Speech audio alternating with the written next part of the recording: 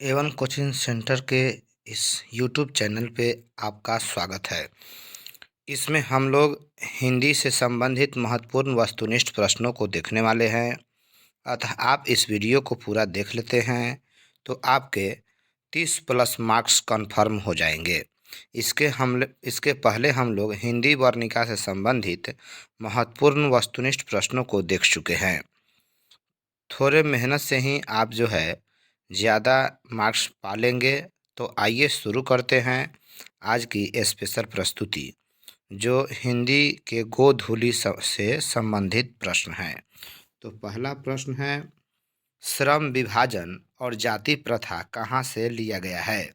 Option है annihilation of caste, genesis and development, who are they, या इनमें से कोई नहीं।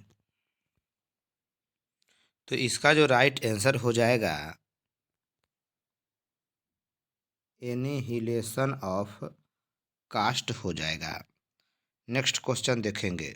और इसके अलावा genesis and development who are they जो है बाबा साहेब भीमराव अंबेडकर के द्वारा लिखा गया पुस्तक है, और एनिहिलेशन ऑफ कास्ट भी उन्हीं के द्वारा लिखा गया पुस्तक है।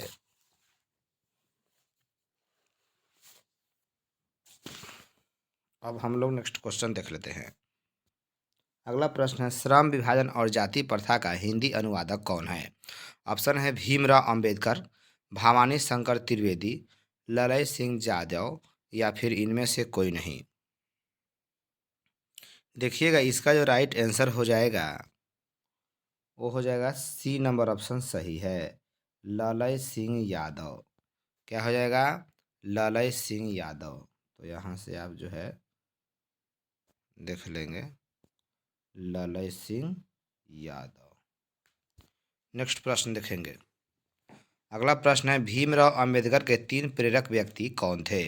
ऑप्शन है महात्मा बुद्ध, संत कबीर, ज्योतिबा फुले, या इनमें से कोई नहीं।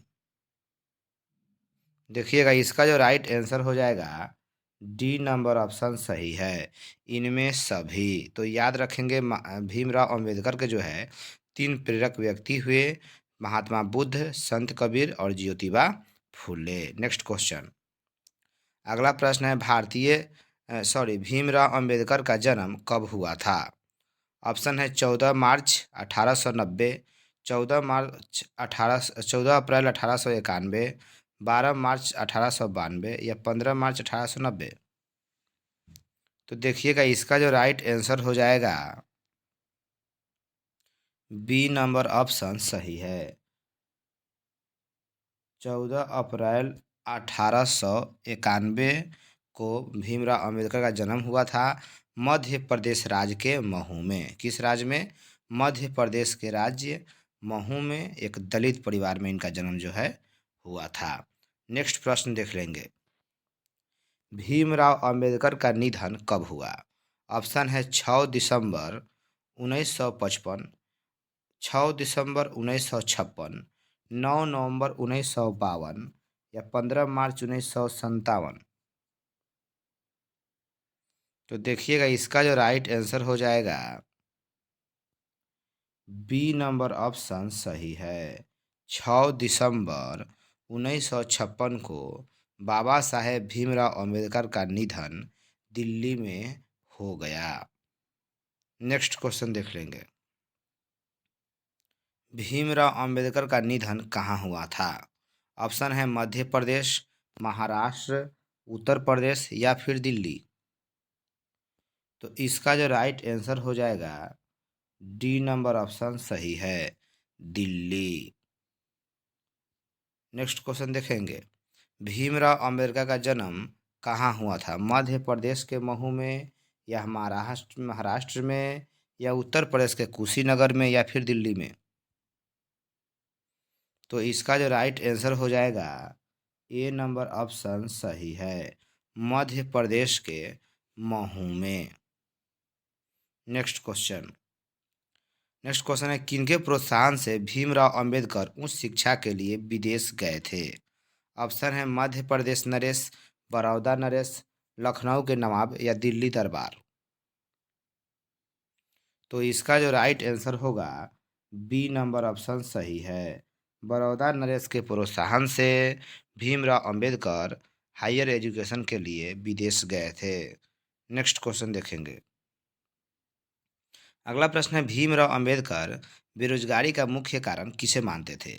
ऑप्शन है जाति प्रथा एवं श्रम विभाजन, गरीबी, अशिक्षा या फिर समानता। तो इसका जो राइट आंसर हो जाएगा, ए नंबर ऑप्शन सही है।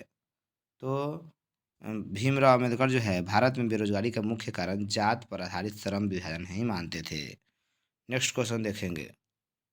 आदर्श समाज किस पर आधारित होता है?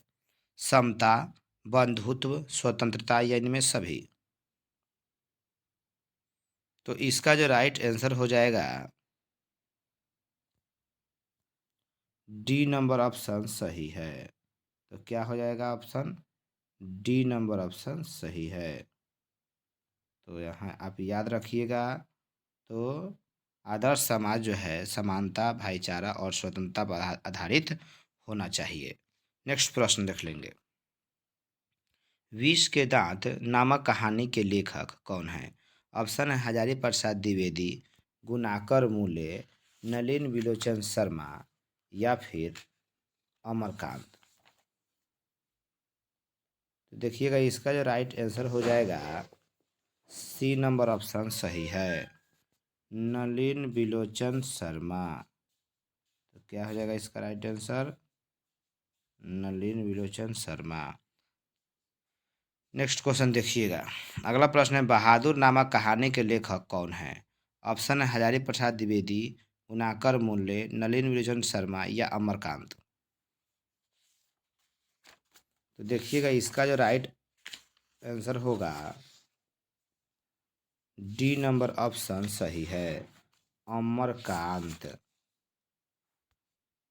तो क्या हो जाएगा यहाँ पे, अमरकांत याद रखेंगे। नेक्स्ट क्वेश्चन देखिएगा। अगला प्रश्न है, नागरी लिपि नामक निबंध के लेखक कौन है?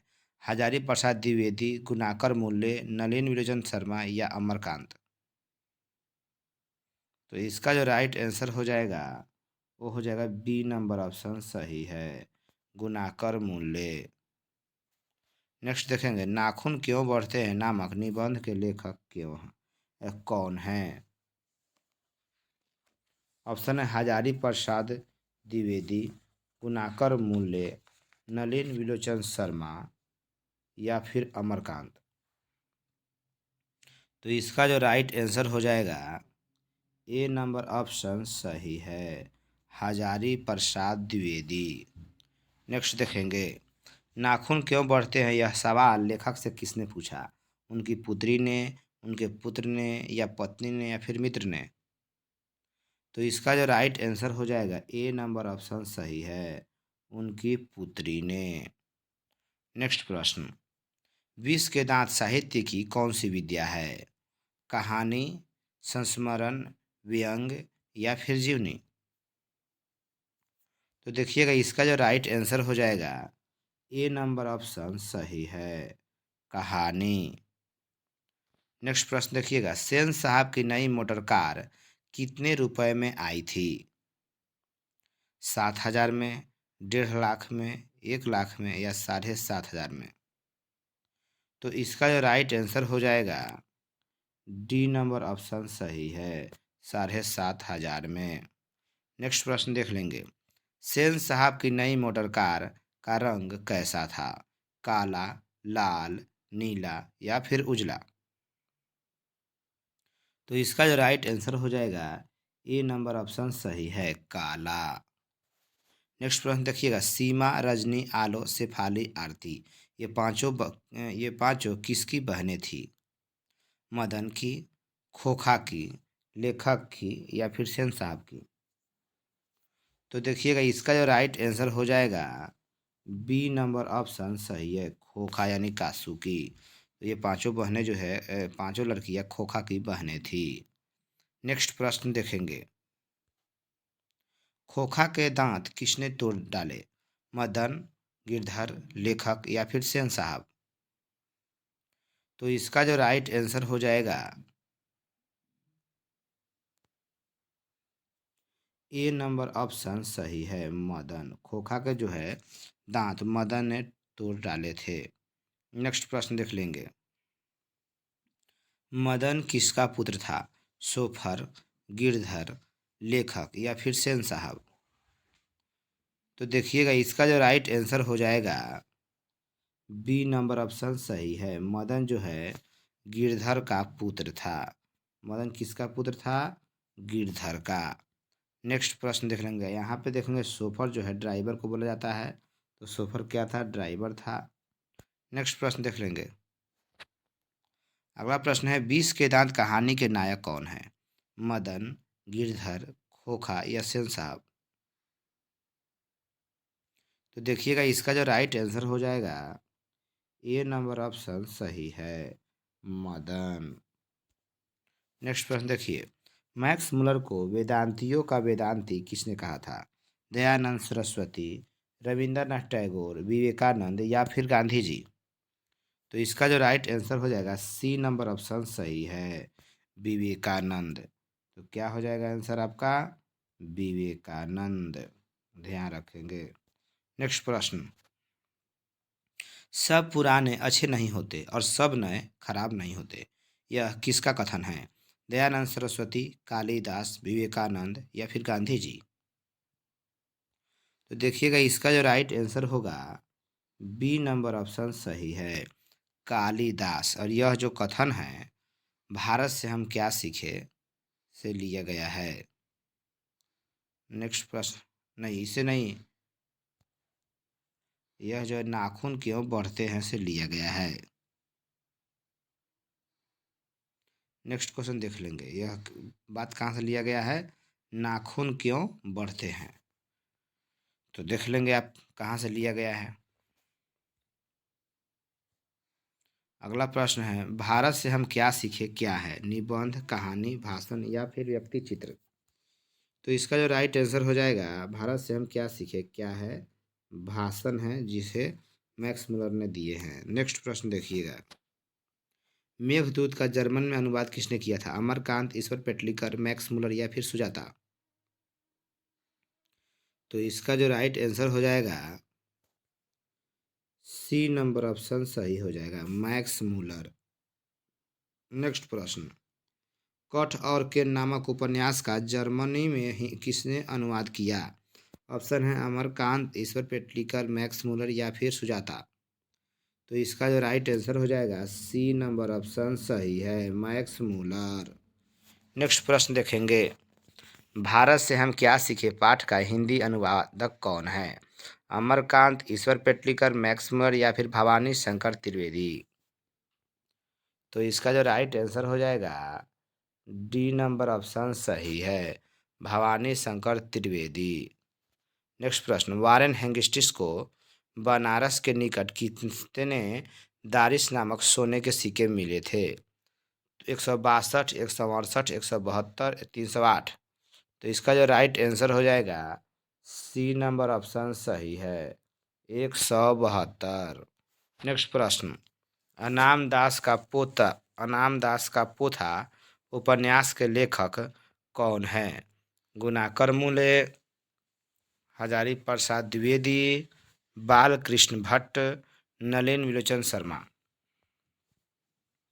तो इसका जो राइट आंसर हो जाएगा बी नंबर ऑप्शन सही है, अनाम दास का पोथक उपन्यास के लेखक हजारी प्रसाद द्विवेदी है। नेक्स्ट प्रश्न देखिएगा। निम्न में कौन कालिदास की पुस्तक है? मेघदूत, रघुवंशम, ऋतु संहार या इनमें सभी? तो देखिएगा इसका जो राइट आंसर हो जाएगा डी नंबर ऑप्शन सही है, इनमें सभी। तो ये सभी के सभी किताबें कालिदास द्वारा रचित है। नेक्स्ट प्रश्न। दधीचि की हड्डी से क्या बना था? तलवार, त्रिशूल, इंद्र का वज्र या इनमें से कोई नहीं? तो इसका जो राइट आंसर हो जाएगा इंद्र का वज्र हो जाएगा, सी नंबर ऑप्शन सही है। नेक्स्ट देखेंगे। नख किसका प्रतीक है? मानवता, पशुता, दोनों या इनमें से कोई नहीं? तो इसका जो राइट आंसर हो जाएगा बी नंबर ऑप्शन सही होगा, पशुता का प्रतीक है नख मतलब नाखून। नागरी लिपि के आरंभिक लेख में कहाँ से मिले हैं, यानी नागरी लिपि के आरंभिक लेख कहाँ से मिले हैं? उत्तर भारत से, पूर्वी भारत से, दक्षिण भारत से या पश्चिम भारत से? तो इसका जो राइट आंसर हो जाएगा सी नंबर ऑप्शन सही है, दक्षिण भारत से। नेक्स्ट देखेंगे, नागरी लिपि साहित्य की किस विद्या की रचना है? जीवनी, निबंध, संस्मरण या फिर कहानी? तो देखिएगा इसका जो राइट आंसर हो जाएगा बी नंबर ऑप्शन सही होगा, निबंध। नेक्स्ट देखिएगा, मछली साहित्य की किस विद्या की रचना है? जीवनी, निबंध, संस्मरण या फिर कहानी? तो इसका जो राइट आंसर हो जाएगा डी नंबर ऑप्शन सही है, कहानी। नेक्स्ट प्रश्न देखिएगा, विलनव क्या है? एक शहर, एक छोटा सा गांव, एक नदी या फिर झील? तो देखिएगा इसका जो राइट आंसर हो जाएगा बी नंबर ऑप्शन सही होगा, विलनव एक छोटा सा गांव था। नेक्स्ट प्रश्न, अवेन्यू किस नदी के किनारे स्थित है? टेम्स नदी, सीन नदी, रोन नदी या फिर नील नदी? तो इसका जो राइट आंसर हो जाएगा सी नंबर ऑप्शन सही है, रोन नदी। अवेन्यू जो है रोन नदी के किनारे स्थित है। नेक्स्ट प्रश्न, अवेन्यू कहाँ स्थित है? इटली, जर्मनी, रूस या फिर दक्षिणी फ्रांस?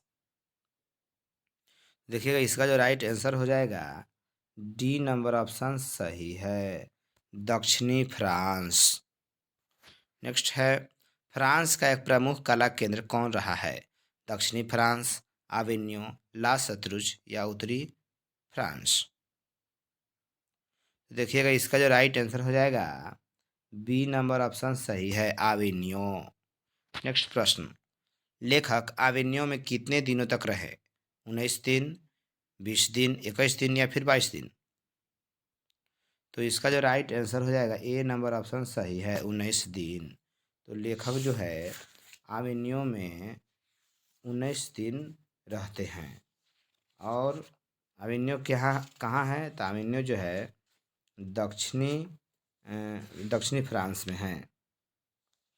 यहाँ पे आप ध्यान दीजिएगा, लेखक जो है अवेन्यू में 19 दिनों तक रहते हैं। इस दौरान वे 35 कविता और 27 गद्य रचना जो है लिख डालते हैं। आएंगे हम लोग नेक्स्ट प्रश्न की तरफ। पिकासो क्या थे? कवि, चित्रकार, उपन्यासकार या नाट्यकार? तो इसका जो राइट आंसर हो जाएगा बी नंबर ऑप्शन सही है, चित्रकार। नेक्स्ट देखेंगे, मछली नामक कहानी किस कहानी संग्रह से लिया गया है? नौकर का कमीज, पेड़ पर कमरा, महाविद्यालय या इनमें से कोई नहीं? तो इसका जो राइट आंसर हो जाएगा, मछली नामक कहानी महाविद्यालय कहानी संग्रह से लिया गया है।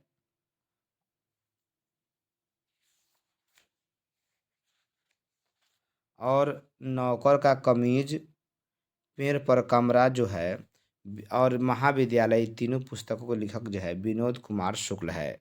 तो नौकर का कमीज के लेखक कौन है? विनोद कुमार शुक्ल। या पेड़ पर कमरा कहेगा तभी विनोद कुमार शुक्ल।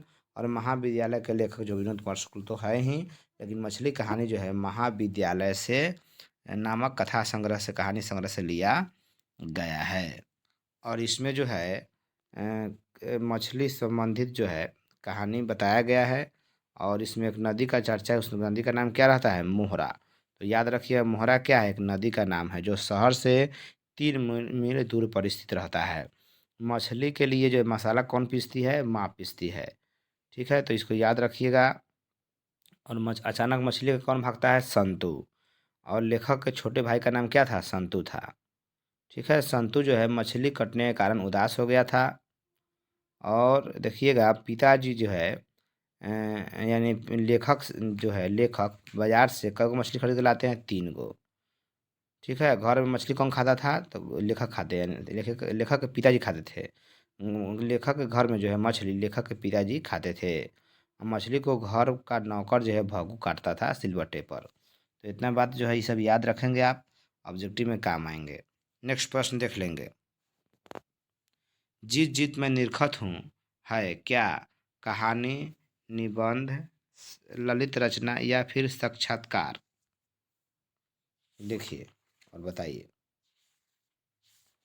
तो जीत जीत मैं निरखत हूँ, यह जो है डी नंबर ऑप्शन सही होगा। यह एक साक्षात्कार है। तो जिस जित में निरखत हो पाठ जो है पंडित बिरजू महाराज का क्या है, साक्षात्कार है। तो आपका ऑप्शन जो हो जाएगा डी नंबर ऑप्शन सही है। तो याद रखिए जिस जित में निरखत हो पाठ पंडित बिरजू महाराज का इंटरव्यू यानी साक्षात्कार है। और यह जो है जी जित में निरखत पाठ प्रस्तुत, यह जो पाठ है पंडित बिरजू महाराज की शिष्या रश्मि वाजपेयी की पत्रिका नटरंग, कौन चीज़, नटरंग से लिया गया है। तो याद रखिएगा क्या हो जाएगा, नटरंग, क्या हो जाएगा, नटरंग से लिया गया है, नटरंग। और बिरजू महाराज के पिताजी का नाम पूछेगा तो क्या था, तो पंडित पंडित बिरजू महाराज के पिताजी का नाम लच्छू जी महाराज और उनके चाचा का नाम शंभू महाराज था। नेक्स्ट प्रश्न देखेंगे, बिरजू महाराज की ख्याति किस रूप में है, कहानीकार, संगीतकार, नर्तक या फिर शहनाई वादक। तो इसका जो राइट आंसर हो जाएगा सी नंबर ऑप्शन सही है, नर्तक। यानी ये कथक नर्तक थे, क्या थे, कथक, कथक नर्तक। तो याद रखिए कौन नर्तक, कथक नर्तक।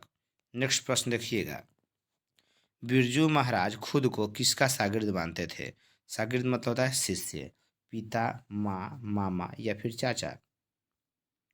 तो इसका जो राइट आंसर हो जाएगा ए नंबर ऑप्शन सही है, पिता। यानी बिरजू महाराज के गुरु जो थे पिता थे, माता पिता ही थे, लेकिन ज़्यादा जो है पिता को अहमियत देते हैं।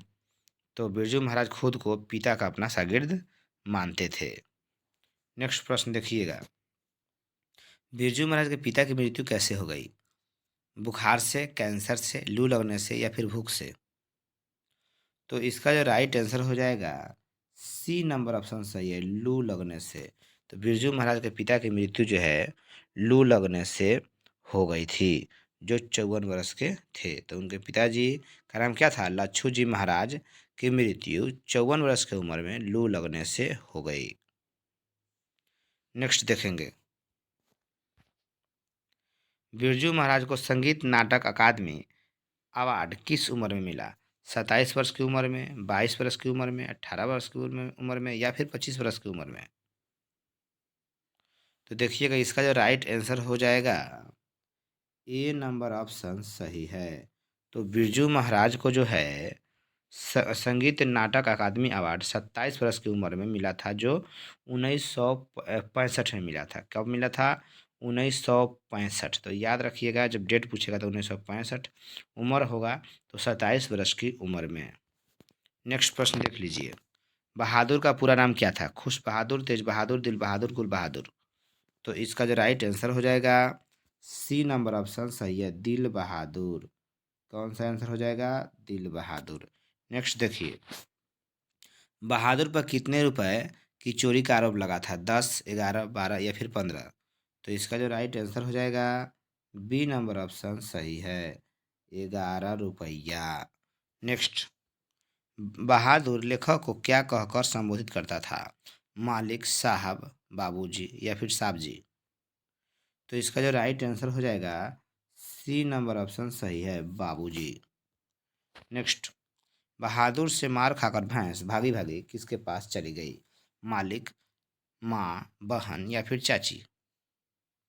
तो इसका जो राइट आंसर होगा बी नंबर ऑप्शन सही है, माँ। यानी बहादुर से मार खाकर भैंस भागी भागी किसके पास चली गई, बहादुर के माँ के पास। नेक्स्ट, संतू अचानक क्या लेकर भाग गया, मछली, खिलौना, कमीज या फिर घड़ी। तो इसका जो राइट आंसर हो जाएगा ए नंबर ऑप्शन सही है, मछली।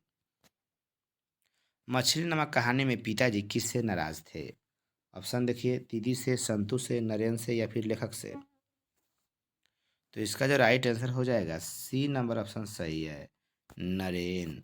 तो क्या हो जाएगा आंसर इसका, नरेन। आप याद रखिएगा, नरेन से। नेक्स्ट, सुशील वादों में शाह की उपाधि किसे दी गई है, हारमोनियम, गिटार, शहनाई या फिर इनमें सभी।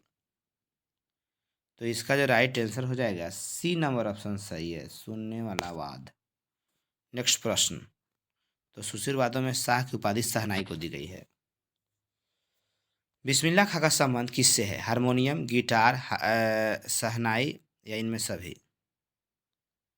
तो इसका जो राइट आंसर हो जाएगा सी नंबर ऑप्शन सही है, शहनाई से उनका संबंध था। बिस्मिल्लाह खां का संबंध किससे था? शहनाई से था। नेक्स्ट प्रश्न देख लेंगे। तो यहाँ ध्यान दीजिएगा।